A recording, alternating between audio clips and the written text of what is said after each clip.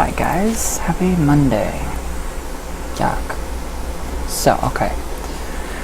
Yesterday's video, I did not mean to come off as a complete asshole. I'm just very tired of the whole Zozo thing, so it's over. Thank God. So, I noticed that everybody liked the tarot videos, and I happened to find another book called Power Tarot. Very good book. It's by Trish McGregor and Phyllis Vega. Very good book. And it is completely different from what I have given you guys before, information on the tarot. So I wanted to kind of redo the tarot series just a little bit, but not too much. Just to kind of give more another perspective, second opinion, that kind of thing. So, how did your guys' weekend go? Well, I hope.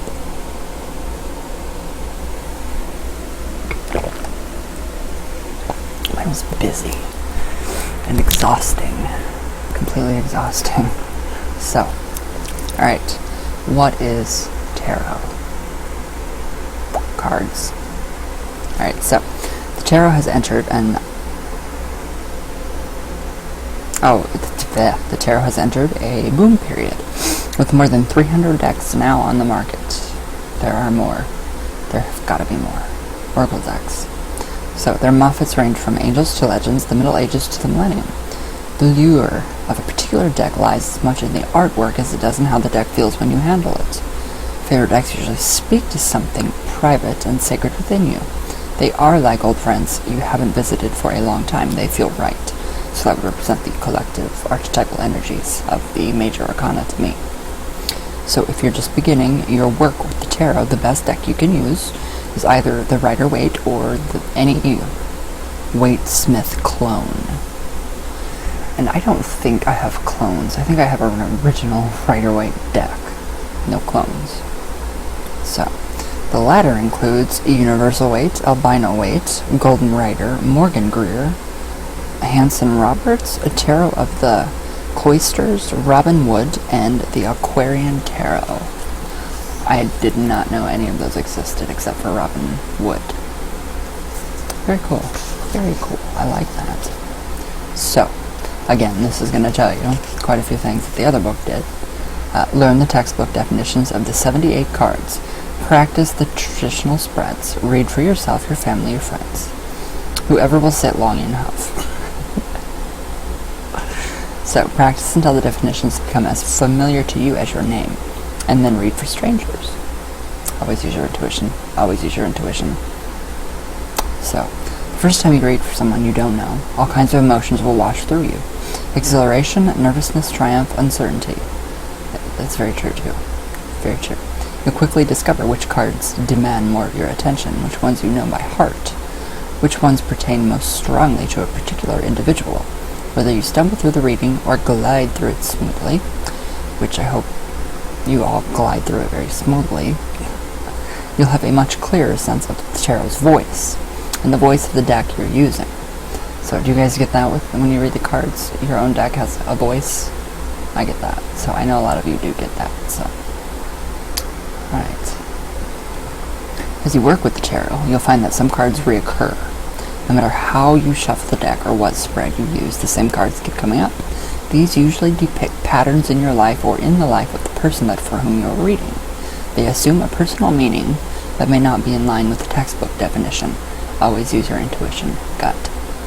So, if you're not relentless, or if you're relentless, you'll eventually have highly personal definitions for all of the 78 cards. And that's what the tarot really is about. What does this card mean to me? So I look at the card and I say, okay, well, what does this mean to me? How is this, if I'm reading for somebody, I will look at it and I will see, okay, well, how does it relate to the question at all? Does it relate to the question? If so, how? What am I learning? What is it telling me? And that is how I have built my tarot skills. And by reading all these books, learning the definitions, coming up with my own definitions, all of it. So, I don't know, I kind of felt like I should... Windy. It's very windy today and cold. It's like 50. It's very cold. So, but it's you get to wear all your nice, comfy clothes.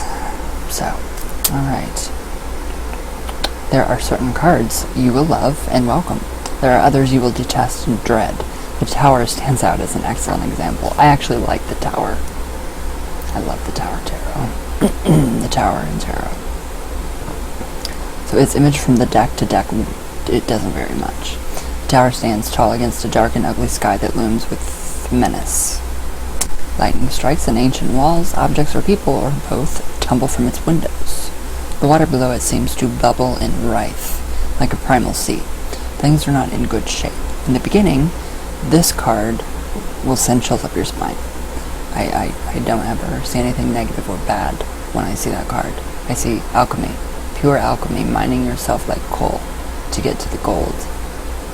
And that's exactly what it is. So okay, yeah. You'll be expecting the absolute worst. I don't think any of us do. So a pink slip in the mail, a legal judgment that isn't in your favor, car problems, electrical problems. Wow, yeah. If they can write that much in one book, then I don't see a problem with mine. Anyways, but as you work with the Tower, you'll realize that it's also about breaking old routines and patterns that limit who and what you are. The card is the equivalent of the planet Uranus, and it actually is called Uranus, not Uranus. Did you guys know that? It's Uranus. In astrology, in that it symbolizes the breaking apart of structure that tends to restrict you. The Tower puts you on a notice that change is required. If you don't change voluntarily, then change will be imposed on you by external force, which would be Kali right now, because she is ripping away with her teeth everything, and it's incredible. It is seriously incredible. Have you guys noticed anything with Kali? Do you guys work with her? I don't. I do not work with Kali. I respect her. I honor her. But that's one goddess. I leave her be. I respect her and I leave her be. So, she's a Hindu goddess. So, if you guys did not know that. So, but as you work with the Tower, you realize that it's about breaking old routines and patterns that limit who you are. Oh, I already showed you guys that. And Uranus. It's not Uranus. Where did I go? Oh, as with any language, your grasp of the tarot will change, evolve, and deepen the more you use it. We already knew that. So, this book actually gives you different, more in-depth meanings of each card, more in-depth meanings of the spreads, called the cross. It gives you over 100 spreads to actually use. It gives you yes and no spreads, which I don't care for. I like my way. So, alright, now the arcanas. The typical tarot deck has 78 cards that are divided into the major arcana, which are made up of 22 cards, and the minor arcana, which are made up of 56 cards. Think about the majors as archetypal events, big issues that concern character and destiny. Minors are concerned with circumstances and behavior, and illustrate how the energy of the majors manifest in your daily life. So those are detail cards, like I said in previous videos. I just like how these people explain it better. It's just more understandable, more down to earth, and not all mysterious.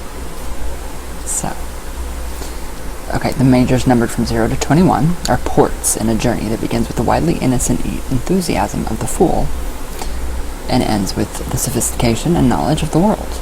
They are the most powerful cards in the deck. Sometimes the majors tell you all you need to know to understand the dynamics in a person's life. So, the minors are divided into 4 suits: wands, cups, swords, and pentacles.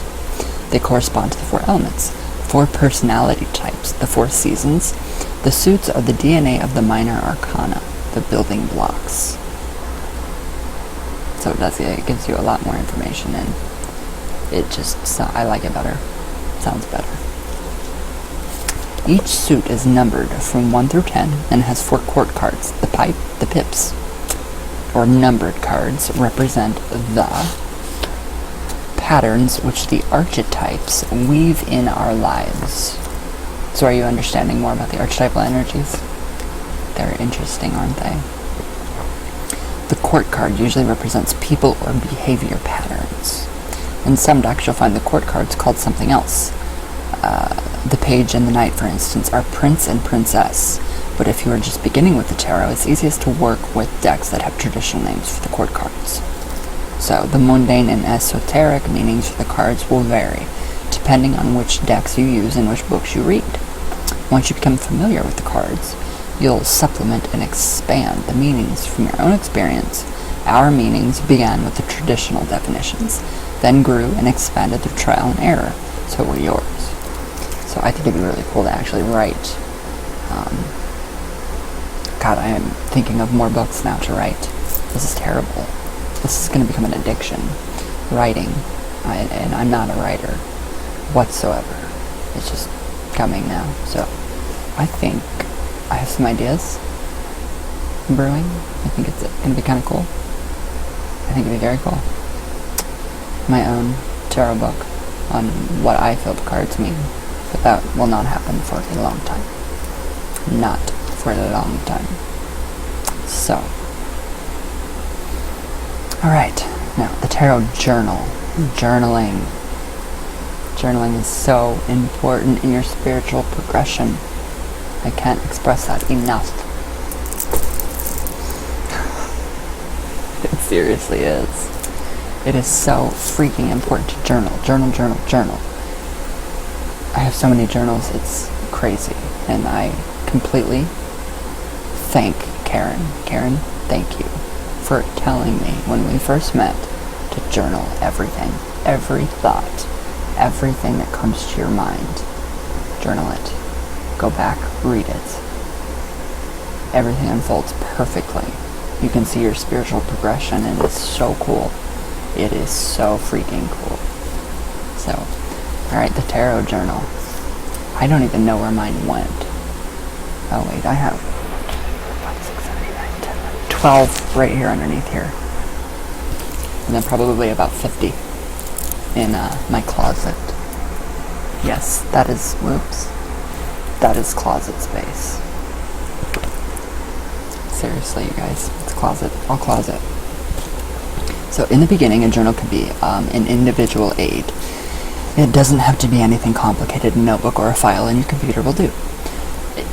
I'm getting to the point where I don't want my stuff on the computer. I want a typewriter.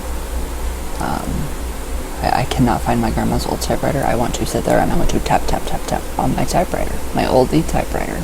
But then I might get mistaken for steampunk. So I don't want that at all. I do not want that. Nothing against steampunk. Very cool. Very cool trend. So, yes, I would just love to sit here and just type out my book on the typewriter. It'd be so much better, I think. Just that old feel, that vibe. So, since you'll be reading mostly for yourself at first, jot down the date, your question, the cards you pulled, and your interpretation. Check back periodically to see how accurate the reading was. So there's nothing like success to bolster confidence.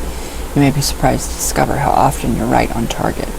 The best readings are those in which your intuition speaks through the cards.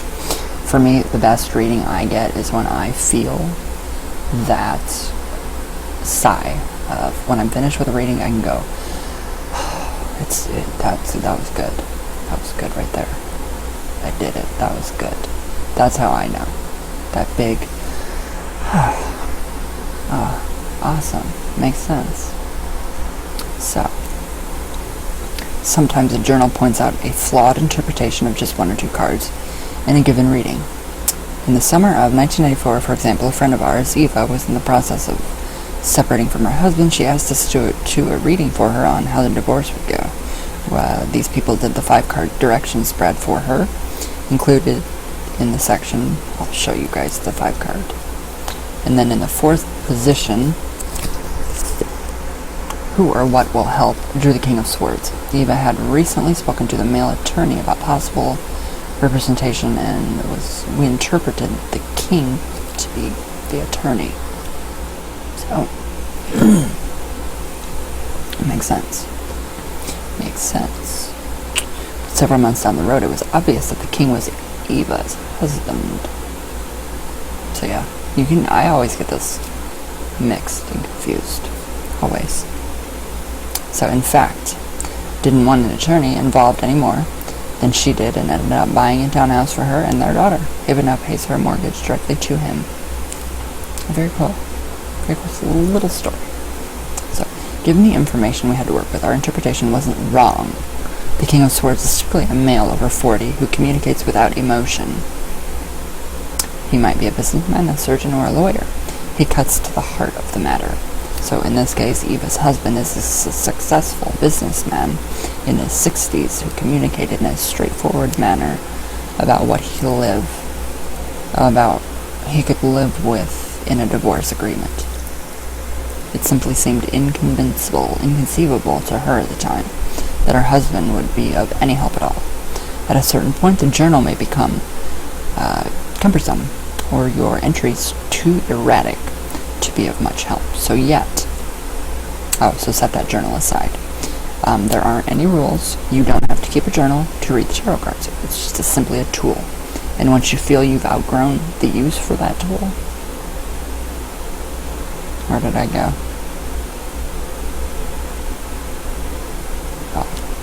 Don't keep it going because you feel you have to. Above all, tarot should be fun, thrilling, liberating, and empowering. And that is exactly how my readings go. That is exactly how my readings go for people. And I love it. They love it. So if you guys love it, that's all that matters.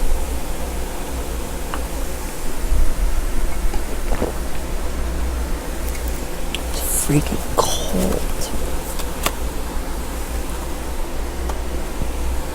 I think I'm getting sick. Season change. Oh no, it's the devil doing it. It's the devil.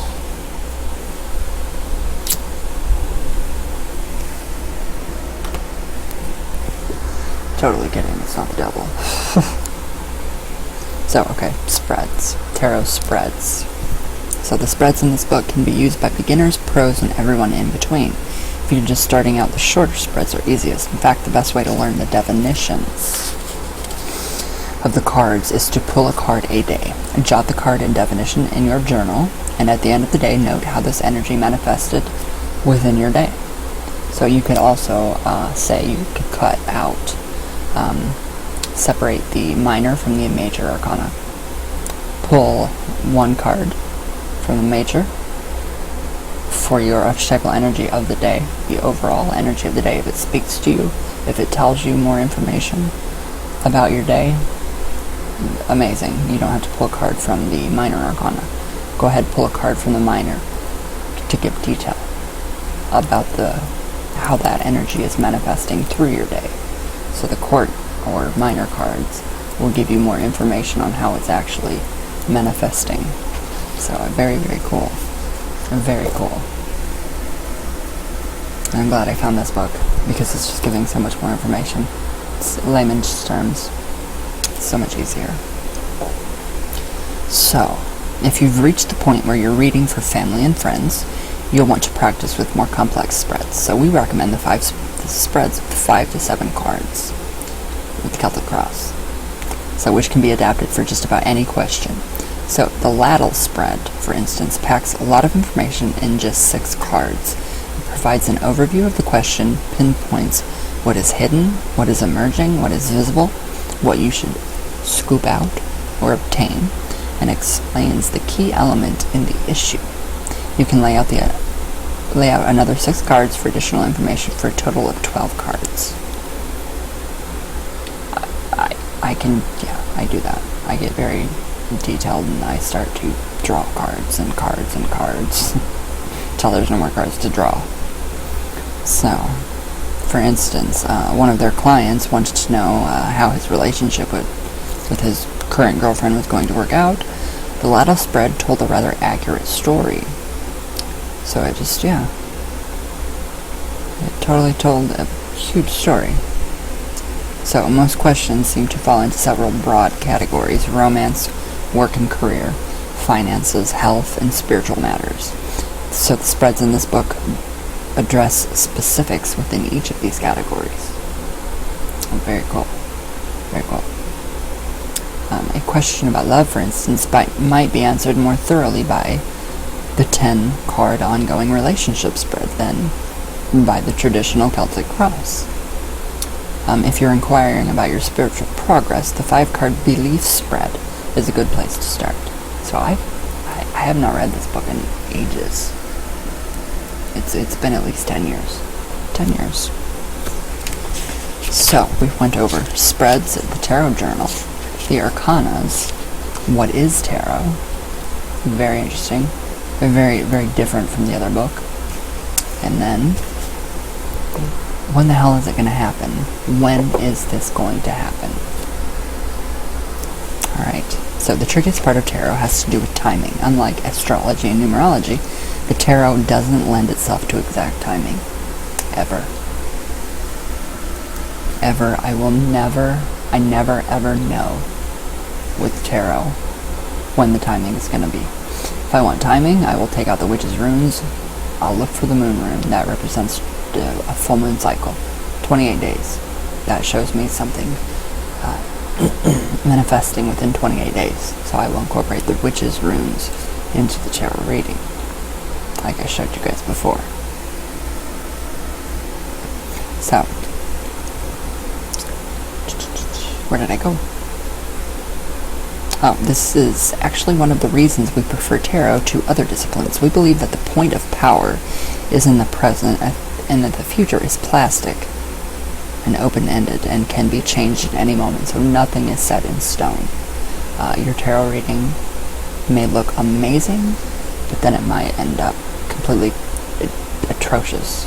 But that is because you have not taken the path that you were on. You detoured. So, having said this, one of the questions we hear most from people is, when will a particular event happen? Everyone seems to want to know when. Nobody has patience. Nobody. I don't have patience either. So it's something that you have to work on. So, everyone seems, I already read that. When will I meet the love of my life? When will that job promotion come through? When will I get out of debt? Engaged, married, pregnant, divorced. It's really windy.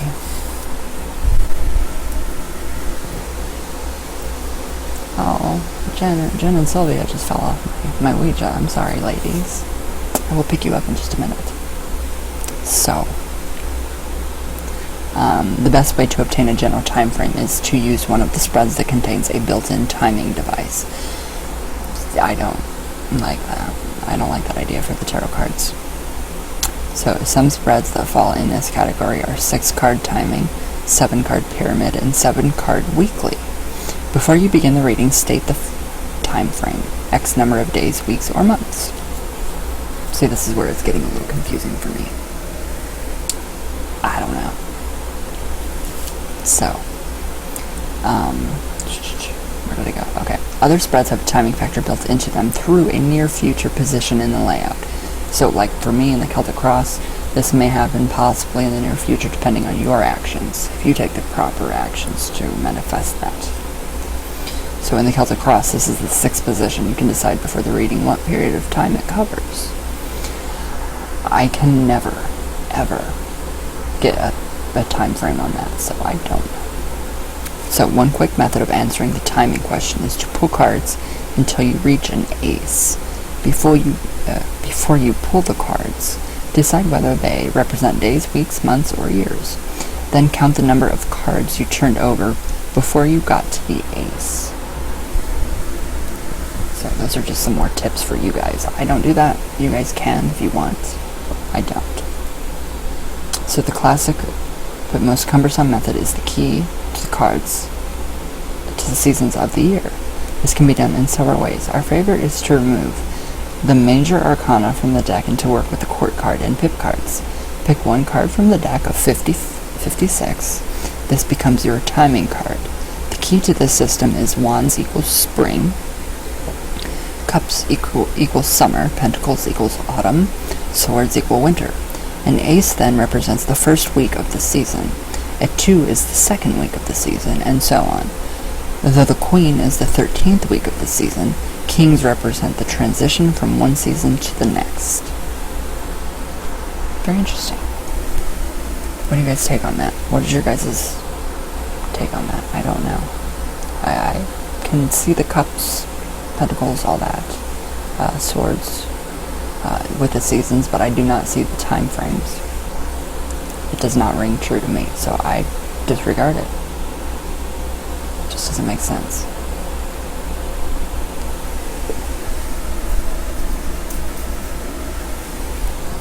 Okay. So,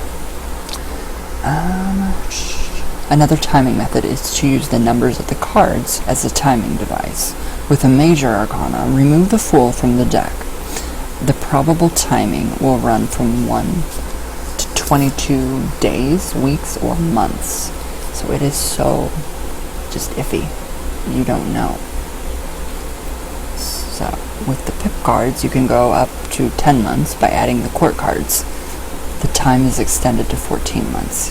The meaning of the cards don't come into play. Only the numbers are important. So there's some more, we're getting more detail, more into a bigger topic discussion. So, future changes depend on the questioner's beliefs, thoughts, feelings, choices, and decisions. So, when pressed for an exact date, we'll provide answers using one or more of the methods discussed in this section. But any timing prediction should be prefaced with an explanation that time frame can be changed through our intent and our desire. So, that's why I always tell everybody that I read for, this is not set in stone. I don't know when it's going to happen. I can give you my own personal, what I've channeled from my grandma when I read the cards, or I just revert back to the witch's runes and lay them, throw them. Not throw them, but cast them. Yeah, I just kind of take my runes and I throw them at everybody.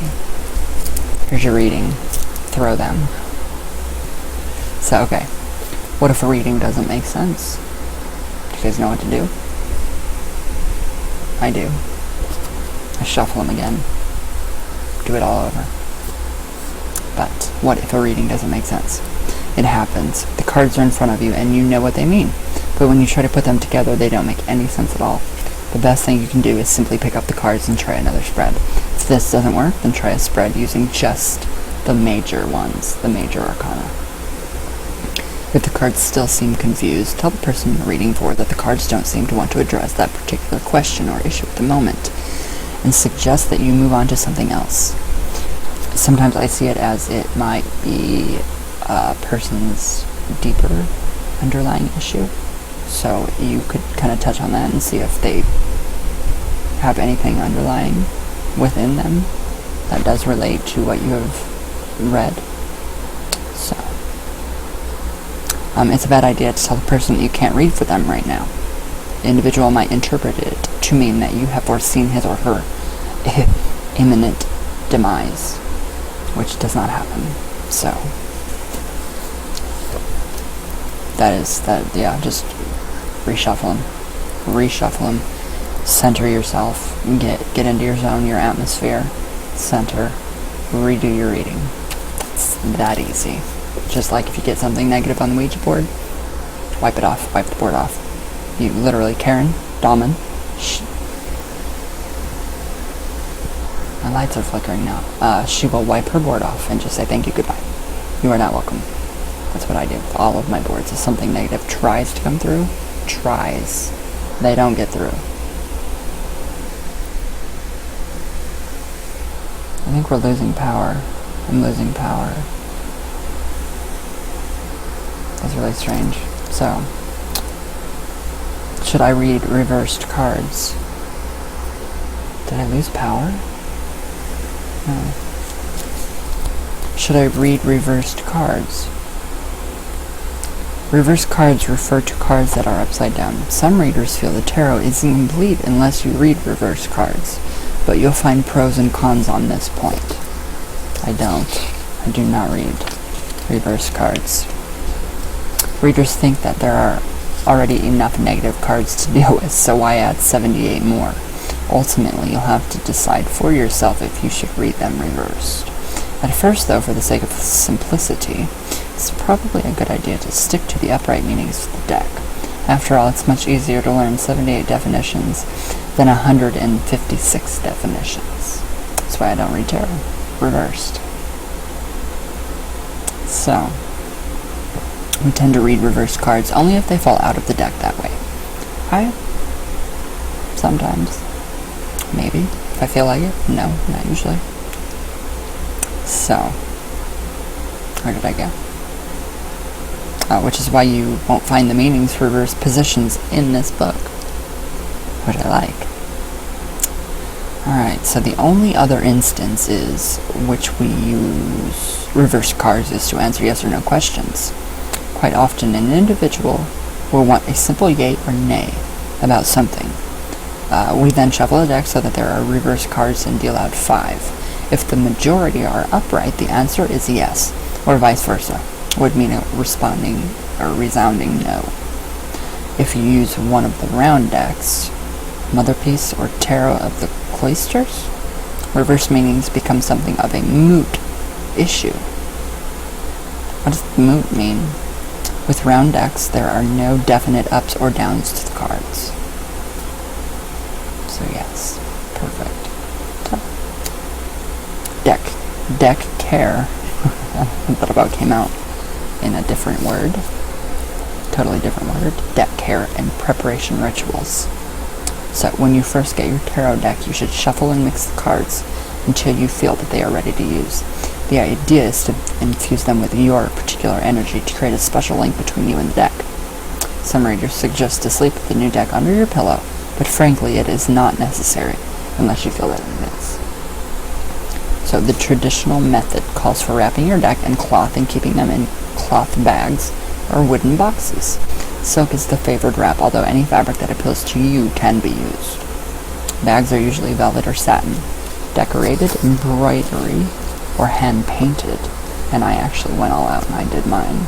You guys have seen my bag I did. That was when I was a lot more creative.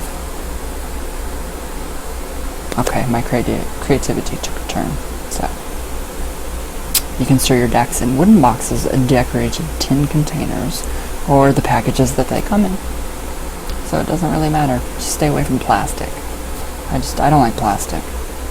But really there aren't any rules. Do what feels right to you. One of us keeps to the ritual. The cards nearly stored in bags and boxes and stashed in an inaccessible place. The other has decks all over the house, most of them held together by just rubber bands. If you're a collector of tarot cards, it's important to keep the original packaging because of the value of any deck decreases when the box or booklet is missing. And my box and booklet to that deck is completely gone. So the value, it has decreased. I found out that one Ouija, the needle missing, decreases it by a lot of money. If the needle is missing, it decreases in value. Big time. Don't lose those needles in your planchettes, guys. Keep everything that comes with the tarot cards, all of it, if you're a collector. And I have quite a few that collect. Madame Sheol, whom I love with all my heart. You guys can check her out on Twitter, also on Facebook. So, preparation rituals, like the most things connected with tarot, are a personal matter. With a little more than clear our minds, take a deep breath and focus on the question and whoever we're reading for. So you may prefer to light a candle or a stick of incense, do a short meditation, or offer a prayer before you begin. It's just how everybody works. Everybody works differently. So, clearing your tarot deck. Sorry guys, the news. Oh, Amber Alert. 2 children. Oh, okay. Well, I will help the news out here. So, Indianapolis, Indiana. No, Fort Wayne, Indiana. 2 children likely abducted in Fort Wayne, Indiana. Believed to be in extreme danger. WNDU News. Amber Alert. I don't know if you guys can see it. No, you guys can't see it. God, there's so much crap going on these days. It's scary. It's very scary. So, okay, let me have a drink of coffee here.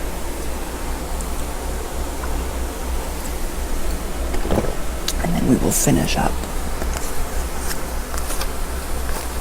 Definitely finish up.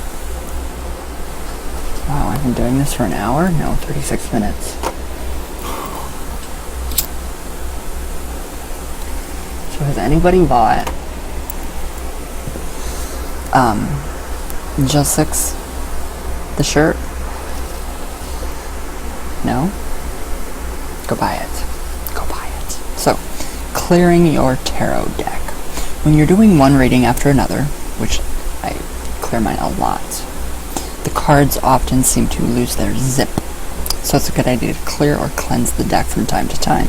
The classic way to clear a deck is to put the cards in order. My deck has been cleared.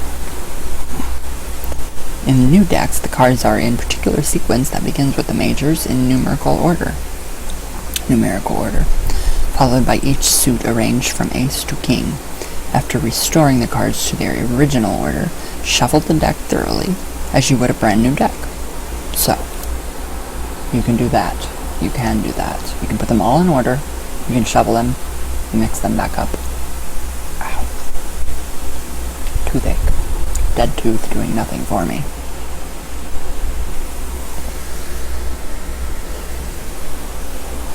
So, these people say we occasionally use rose quartz, or quartz crystals, to clear our decks. Place a crystal on top of the deck in between readings to absorb whatever vibrations may remain from the prior reading. Shungite. Do your decks with shungite. If you have a tile, place your deck on the shungite tile. And I always list my campaign for my shungite products underneath all of my video descriptions. That's what I use with mine, honestly. It's shungite. Everything is shungite. It's like the miracle stone. It's the new quartz. It's the new black. Okay, so we occasionally... I already read that to you guys. Crystals used for this purpose should be cleansed periodically, obviously, in a mixture of sea salt and warm water. Ooh, that's not like a really nice idea right now. It's cold. So, then dried and placed outside or on a windowsill where they can be recharged by the sun's rays. Don't put amethyst in the sun. Be careful. Be careful with what crystals you put out in the sun because it will ruin them. Black stones can be left out in the sun for however long you want. For me, I've had my shungite in the windowsill for a month now. But that's just because it's shungite and it's black, and it can't hurt it. So you may purify your decks and crystals by smudging them the Native American style, in the smoke of sage or cedar. If smudge sticks are not available, burn some dried herbs like rosemary or sage in a fireproof dish. Pass the deck of cards or the crystals through the smoke several times. If you don't want to be bothered with any of this, just use a different deck. So they're very simple. I'm loving this book. I'm loving this book. I might just sit here and read the whole book to you guys. So how does tarot compare to other divination tools? Does it? Is there a difference? Is there? There is.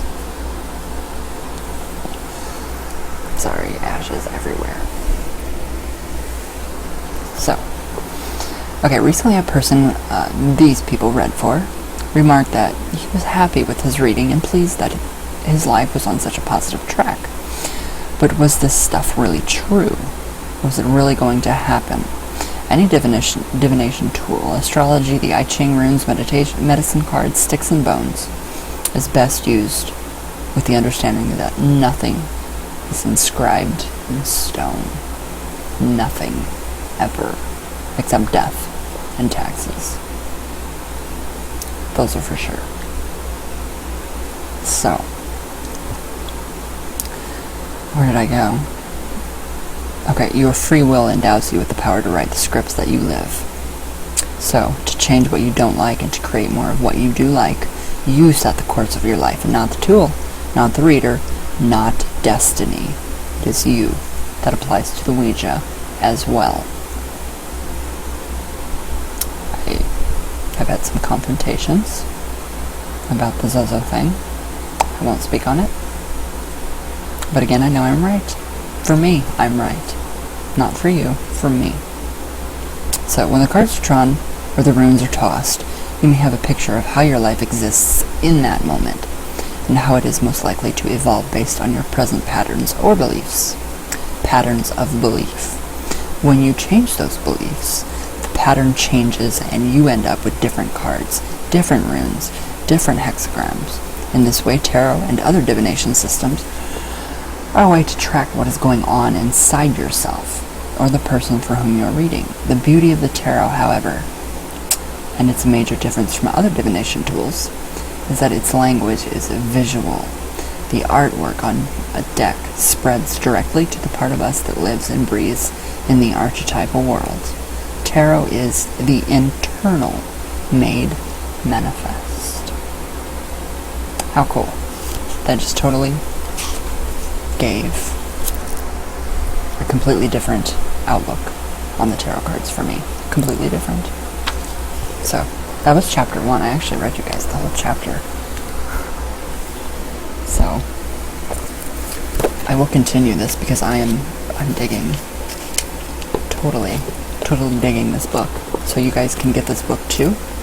Power Tarot by Trish McGregor and Phyllis Vega. This book right here. And it is not by Llewellyn. So, I paid $12 for the book. Yeah. Oh. I think I know somebody in the back of the book. So here we have, quote, a smart, savvy, and essential book that will boost your tarot skills immediately. Rosemary Ellen Gilly, co-author of The Alchemical Tarot and The Angel's Tarot. Hi, Rosemary. I did not know that you were on the back of the book. So, now that just validated for me that this is a good book. It validated the truth. For me. You guys have to do that on your own. So, gives you over 100 spreads. Incredible. I mean incredible. Still always go with your gut. Always go with your gut when reading. Nothing's set in stone. It can change at any time. We have free will. Nothing is influencing our free will, and no outside sources. Don't blame anything for your, bad actions. Like me smoking right now. I can't blame that on anything. It's my fault. I did it. I put the thing in my mouth. There we go. Perfect. Responsibility. Take it. Take your own responsibility for your own actions. Sorry guys, I'm just kind of feisty. A little bit. But if you guys like this, I will go on because I do like what this book has to say. It's opening me up more too to the tarot series. So I could start a second tarot series with this book. And I have a couple other books too. So if you guys want, I will. I will continue. Mass Magic coming up. It's the 26th already. I do have a lot of work to do. I have to create my mass first. I have to do all the good stuff to it. So, what, do you guys have your masks? Are you ready? Do we want to set a date for the ritual? Halloween? Sorry. These things are very uncomfortable. Unless, I don't know, you wrap it around your body, which I don't. I like the flow.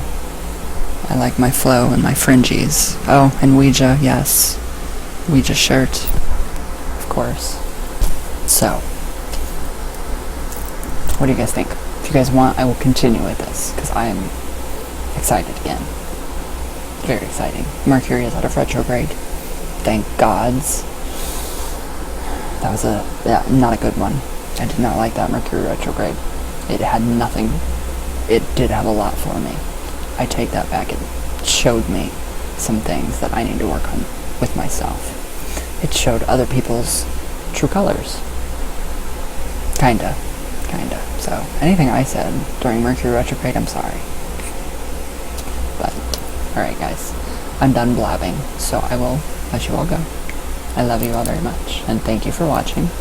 And just let me know if you want me to continue with this one, because this book is completely different from the other one. So, all my love, guys.